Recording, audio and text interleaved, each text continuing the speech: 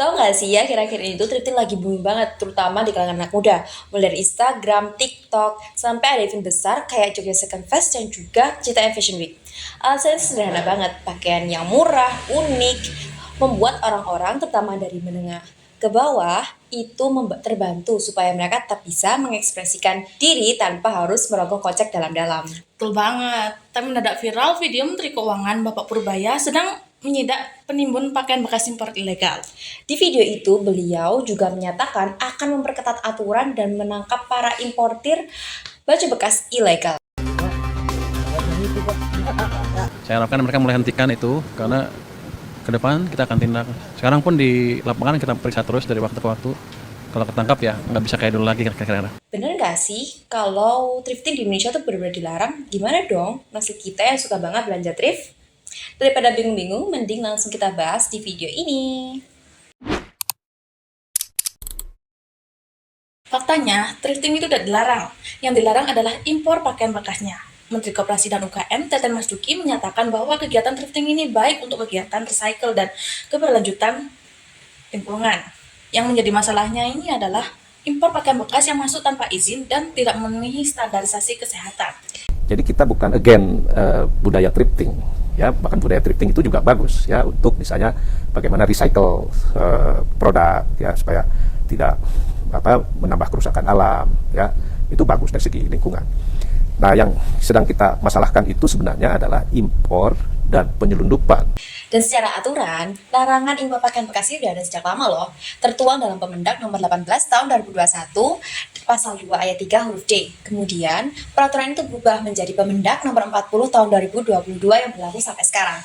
Meskipun mengalami perubahan, pakaian bekas termasuk dalam barang yang dilarang diimpor Indonesia, yang tertuang dalam Pos Tarif HS 63090000. Terus kenapa sih pemerintahnya harus banget melarang impor pakaian bekas? Ternyata dampak dari impor pakaian bekas itu sangat besar dan juga berlapis. Dilansir dari kompas.com, pemerintah menganggap impor pakaian bekas itu bisa mengancam atau merugikan industri tekstil dalam negeri. Bayangin aja, pasar dipenuhi sama barang-barang yang super duper murah. Ini ngebuat industri lokal itu kehilangan daya saingnya. Ini yang selundupan ini sudah menguasai 31% pasarnya UMKM kita. Bayangkan. Jadi kalau selangkah lagi, itu UMKM itu bisa nggak karu-karuan, habis. Dilansir dari Valid News, Menteri UMKM Maman Abdurrahman menyebutkan bahwa impor pakaian bekas ilegal ini yang masuk di Indonesia sudah mencapai 3.000 ton. Pada tahun 2024 hingga pada tahun 2025 sudah mencapai 2.000 ton. Banyak banget kan? Nah, kalau dibiarin, Indonesia akan menjadi pembuangan limbah oleh fashion global. Penyelidikan yang dilakukan oleh Reuters di Singapura pada tahun 2023 mengungkapkan sepatu bekas yang seharusnya digunakan untuk bahan taman bermain justru dikirim diam-diam ke Indonesia untuk dijual kembali. Hal ini menunjukkan Indonesia dijadikan tujuan pembuangan barang bekas, sehingga menyebabkan kebanjiran limbah yang berjumlah besar. Menko UKM Teten Mas Duki memperingatkan bahwa impor pakaian bekas ilegal itu mengancam 1 juta tenaga kerja di sektor tekstil dan TPT, karena UMKM lokal semakin tertekan. Pemerintah juga menganggap bahwa pakaian-pakaian diimpor itu dapat mengancam kesehatan masyarakat. Karena pakaian-pakaian ini seringkali tidak melalui proses sanitasi yang memadai, sehingga pakaian ini tuh dapat membawa bakteri, jamur, parasit, maupun residu kimia dari proses distribusinya maupun penyimpanannya. Dan ini bisa nyebabin penyakit kulit, infeksi, bahkan kontaminasi yang lebih serius. Serem banget kan ya? Berdasarkan balai pengujian yang dilakukan di Balai Pengujian Mutu Barang, sampel pakaian bekas yang telah diamankan terbukti mengandung jamur kopang, meski telah dicuci 3-4 kali. Jamur kopang ini berpotensi menimbulkan dampak buruk bagi kesehatan seperti gatal-gatal, reaksi alergi pada kulit, efek beracun iritasi, dan infeksi karena pakaian tersebut melekat langsung pada tubuh. Dan apakah impor pakaian bekas ilegal ini sudah selaras dengan nilai Pancasila, dan bagaimana kebijakan ini mempengaruhi UMKM thrifting yang jumlahnya menurut CNBC Indonesia sudah mencapai 980.000 pedagang di seluruh Indonesia. Berdasarkan perspektif sila kedua Pancasila, di sini pemerintah berusaha untuk melindungi masyarakat dan juga memastikan hak konsumen itu terpenuhi.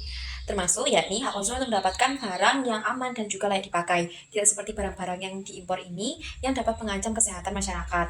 Kemudian, nilai Pancasila ini juga menekankan agar masyarakat diperlakukan secara bermartabat, termasuk dari martabat konsumen Indonesia. Jangan sampai mereka menjadi tempat pembuangan sampah fashion global. Tapi di sila kedua ini juga membicarakan tentang anti diskriminasi dan perlindungan terhadap kelompok rentan. Dan di sini para pelaku thriftinglah yang paling terdampak oleh pelarangan impor. Bener banget tuh. Seperti para pedagang di Halwiswis Bandung dan juga Pasar Senen Jakarta, mereka mengaku omset mereka turun 30-60% karena stoknya semakin langka. Harga dari setiap karung pakaian-pakaian bekas ini juga mengalami peningkatan 40-70% mulai dari 2024 hingga pertengahan 2025. Ini mengakibatkan para UMKM thrift ini harus mengurangi stok, menaikkan harga, ataupun bahkan beralih ke model bisnis yang lain yang belum tentu mereka bisa melakukan semua itu karena keterbatasan modal maupun keterampilan. Tunggu dulu, pemerintah nggak hanya melakukan larangan, tetapi pemerintah juga melakukan pemerataan untuk kesempatan usaha dan perlindungan ekonomi bagi masyarakat kecil sesuai dengan perspektif sila kelima. Pertama adalah pemerintah sudah menyiapkan 1.300 merek lokal untuk menggantikan pasokan pakaian bekas impor. Yang kedua, pemerintah sudah memperkuat industri tekstil melalui circular tekstil ekonomi. Pemerintah mendorong pengelolaan ulang pakaian bekas hasil sitaan dengan opsi daur ulang daripada pemusnahan penuh. Bekerja sama dengan Asosiasi Industri Tekstil atau AGTI untuk menjadikan bahan sitaan sebagai bahan baku kembali bagi industri dalam negeri. Yang ketiga adalah pemerintah sudah menyiapkan akses pembiayaan melalui kurs sektor kreatif, terutama untuk kegiatan recycle dan reuse. Kemenkop UKM menyatakan membuka akses pembiayaan termasuk kur tanpa agunan atau jaminan untuk pelaku usaha terdampak thrifting, khususnya usaha yang akan bertransformasi ke upcycling atau reuse atau menjadi mitra industri lokal.